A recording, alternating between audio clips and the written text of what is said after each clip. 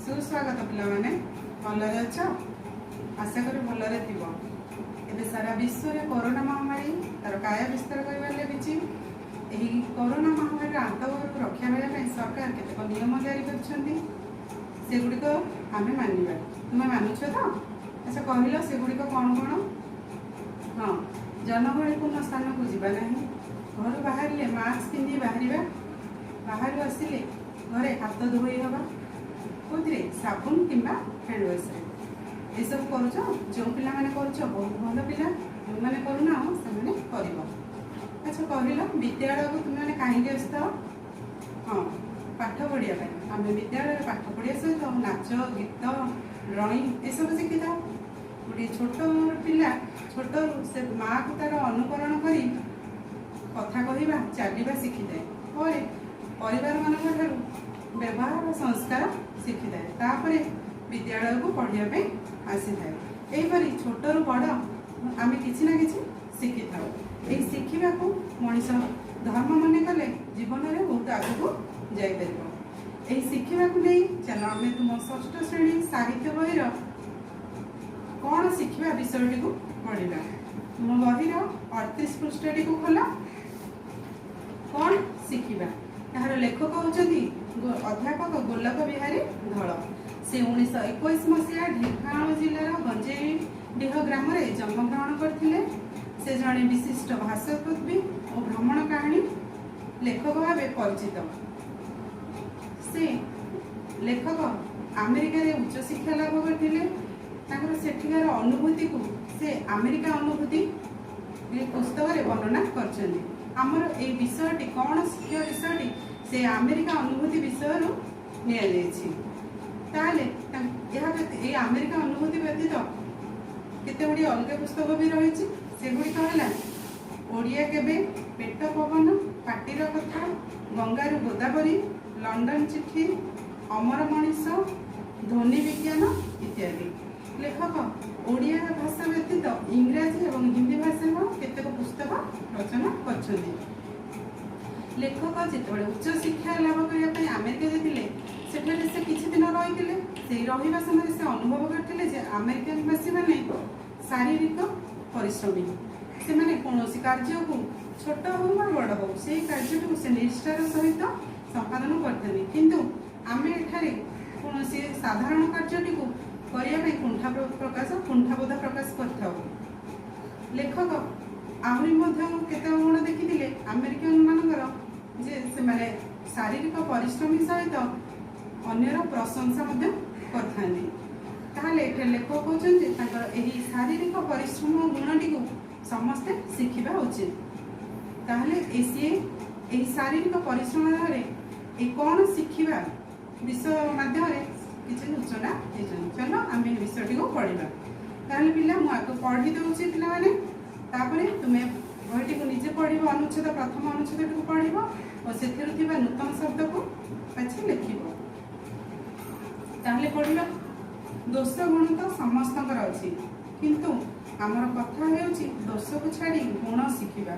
खबर कागज वाला पचारती आज्ञा अमेरिका सबुठ भल कौन? मु बराबर उत्तर दिए नुहे स्टेट एम्पायर कोठा, नुहे जज वाशिंगटन पोल, सबुठ बड़ शारीरिक परिश्रम मूल्य।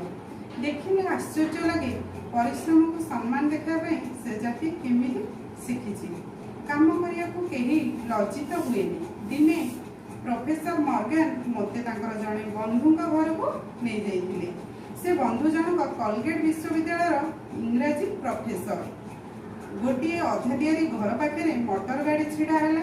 ओह्लाई कर देखिली केते जन लोक रबर बोट पिंधि छिंटा कोतरा कामिज लगे माटी चकड़ुछन्ती। सेही मूल्य मानक भितर जड़े पार्टी करी अभिवादन जनाउछि, हाय मॉर्गन, हाउ आर यू, अर्थात तुमे किभଳି अछ। भाविली साई पड़ोसर कहीं जड़े चिन्हा कुली होइथिबो। मात्र निकट को गलारू प्रोफेसर मॉर्गन कलगेट विश्वविद्यालय इंग्राजी अध्यापक बोली मो सहित परिचित कराइदेले। हाथ जाक कादुओ से मो सहित करमर्दन करें ना कही क्षमा मारिने। मु आश्चर्य हली। से गोटे गोटे दुकान जिनिस किणु किणु हठात परिचय पाए जे विक्रेता जनक जड़े शिक्षक। ग्रीष्म छुट्टी रे दुकान रे परिया बिकुछन्ति किंबा खेत रे आलू खोलुछन्ति। आम देश रे थरे जे दी अक्षर पढ़िछि से माटी को भूली जाए। शिक्षित बड़ लोक शारीरिक परिश्रम मर्यादा न बुझिला पर्यंत केवल अधा पेटिया दुर्बल मूल्य हाथ में देश उठी पार ना। पे एवं तो मुझे पढ़ी एवं तुम मैंने पढ़ीदेव प्रथम अक्षर आउ से नूतन शब्द गुड़िक लेख। मुझे गुड़िए नूतन शब्द लिखी से गुड़िक लिखिनि। दोष खराब गुण बराबर सबु बेले जाति अमेरिकनवासी कामिज जामा कुली साधारण श्रमिक करमर्दन हाथ मिलेगा है मैंने लिखिल नूतन शब्द एवं बहीटी पढ़ा। दोष गुण तो समस्त अच्छी किंतु आम कथा दोष को छाड़ी गुण शिखा पे आम भितर मनीष मात्र भल आ मंद गुण उभय रही ना का पाखे केवल भल गुण अच्छी ना का पाखे केवल दोष गुड़िक मान खराब गुण गुड़िक रही उभय खराब आ भल उभय मिसिकी रही। ताहले लेखक कौन कहते आमे कौन शिखा माने दोष को छाड़ी भल गुण को शिखा। खबर कागज वाला पचारती आज्ञा अमेरिका सबुठू भल कौन। खबर कागज वाला लेखक पचार अमेरिका सबुठू भल कौन कारण लेखक अमेरिका रही तेणु से लेखक पचार सेठाकार सबुठू भल कौन। आम देख पे बाहर को जो कौन गाँ अंडा कि बाहर जगह को जाइए से आम चिन्ह परिचय लोक मैंने आमको पचार से परिवेश कौन देखिल कौन तुमको भल लगे ये सब पचारती ना नहीं से भाई लेखक को खबर कागज वाला पचार सेठार सबुठू भल कौन। लेखक कहते मु बराबर उत्तर दिए नुहे स्टेट अंपायर कोठा नुहे जज वाशिंगटन खोल सबुठ बड़ शारीरिक परिश्रम मूल्य। लेखक तार उत्तर कौन दौर सब कौन ना शारीरिक परिश्रम आगे जज वाशिंगटन पोल बड़ नुहे कि स्टेट अंपायर कोठा बड़ बड़ कोठा सब रही अमेरिका से सब कोठा जिते बड़ हेले तुलना शारीरिक परिश्रम मूल्य बहुत बड़। देखिले आश्चर्य लगे परिश्रम को सम्मान देखापी से जाति केमी शिखी से जाति कौन कि अमेरिकनवासी शारीरिक परिश्रम को बहुत भल भाव जानी कम करने को कहीं लज्जित हमें सेठाकर अमेरिकनवासी मैंने कौन कार्य को छोट हो बड़ हो से कार्यटी को संपादन करने लज्जा अनुभव करती ना कि आम ये पाठ सहित पढ़ी देते कौन कार्य छोट कम होले भी आम से करने को कुंठबोध बा लज्जा प्रकाश कर कारण आमको आम पाठशाला एत पढ़ीचे आम से छोट कम कले आमको लाज लगे लोक मैंने आमको कौन कहे से भाविक आम से कमटी करने को लज्जा प्रकाश कर से भाया लज्जा प्रकाश करती ना।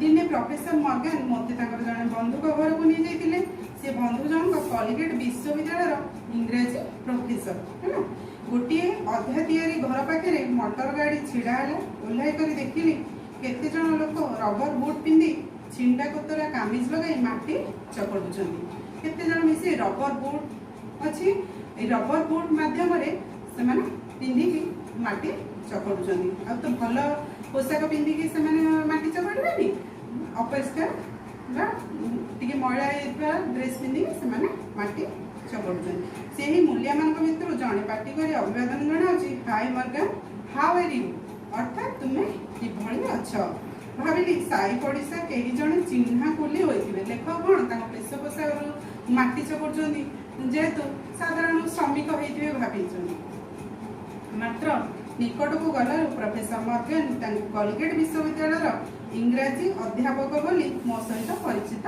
कराइदेले हाथ जो कादुओ से मो सहित करमर्दन करें ना बोली क्षमा मागिने से कौन माटी चकड़ हाथ कादुओ तेणु हाथ मिलाइले निश्चय कादुओ लेखक हाथ भी लगे से हाथ मिले बोली क्षमा मागिने मु आश्चर्य हली से भाई गोटे दुकान में जिनिस किणुकणु हठात परिचय पाए जे विक्रेता जनक जड़े शिक्षक शिक्षक काम कौन पे पाठ पढ़ेगा है किंतु से कौन बिक्री कर दुकान में बस बिक्री कर ग्रीष्म छुट्टी रे दुकान में परिया बिकुंट कि खेत में आलू खोलुं है शिक्षक से शिक्षक कौन शारीरिक परिश्रम से कौन ग्रीष्म छुट्टी दुकान रे परिया बिकुचंदी आ आलू मध्य खोलुचंदी। आम देश रे थरे जे दी अक्षर पढ़ी से माटी को भूली जाए।